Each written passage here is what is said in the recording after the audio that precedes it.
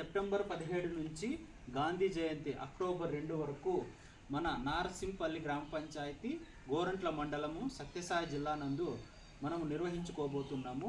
ముఖ్యంగా ఈ కార్యక్రమము స్వచ్ఛత కింద ఈరోజు మనము మొత్తం ఈ 15 రోజులు నిర్వహించుకుంటున్నాము. అంటే గాంధీ ఆనాడు స్వచ్ఛ భారతదేశము ఆవిర్భవించాలి, ఎప్పుడూ కూడా మన పరిసరాలు మనమే శుభ్రపరచుకోవాలి, మన చుట్టూ ఉండే మన పరిసరాలు కూడా శుభ్రంగా ఉండాలి అని ఎప్పుడూ కలలుగని ఆ విధంగా భారతదేశము క్లీన్ ఇండియాగా ఉంటుందని చెప్పి ఎప్పుడో కలగన్నాడు.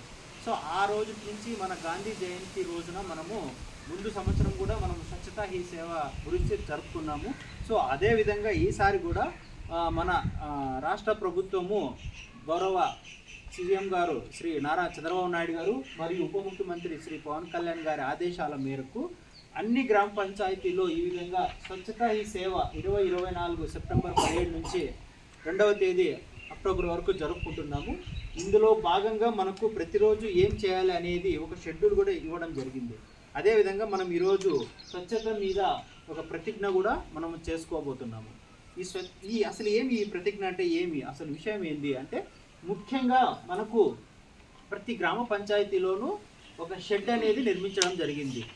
ఆ షెడ్లో ఏం చేస్తున్నారు అంటే, ముఖ్యంగా మీ పిల్లలు అవగాహన కలిగి ఉండాలి. అంటే షెడ్డులో ప్రతి ఒక్క షెడ్డులోనూ తడి చెత్త పొడి చెత్త వేరు చేసి ఆల్రెడీ మన ఇంటి దగ్గరే వేరు చేయాలని మన ఉన్నతాధికారుల ఆదేశాలు. అంటే ఇంటి దగ్గరే వేరు చేసినటువంటి తడి చెత్తని పొడి చెత్తని షెడ్డు దగ్గరకు తీసుకువెళ్ళి అక్కడ దాన్ని మళ్ళా సెగ్రిగేట్ చేసి అందులో షెడ్లో వర్మీ కంపోస్ట్ తయారు చేసి అది అమ్మడం ద్వారా గ్రామ పంచాయతీకి ఆదాయ వనరుగా లభిస్తుంది. అదేవిధంగా గ్రామము పరిశుభ్రంగా ఉంచబడుతుంది. దానికోసమై మనకు కార్మికులు అంటే స్వచ్ఛతా కార్మికులు కూడా ఉన్నారు. ఈ శానిటేషన్ వర్కర్లు కూడా మన గ్రామ పంచాయతీలో మనము తీసుకోవడం జరిగింది.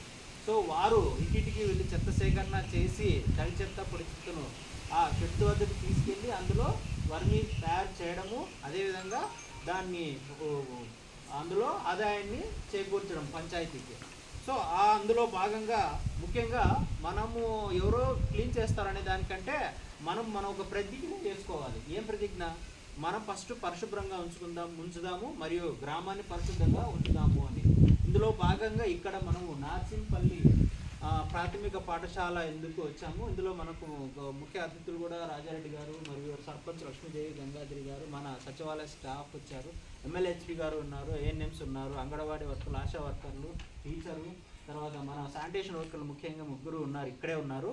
సో వీరందరికీ మనం ఈరోజు ప్రతిజ్ఞ వారి ద్వారా చేసుకుంటూ మనము ముందుకు వెళ్తున్నాము.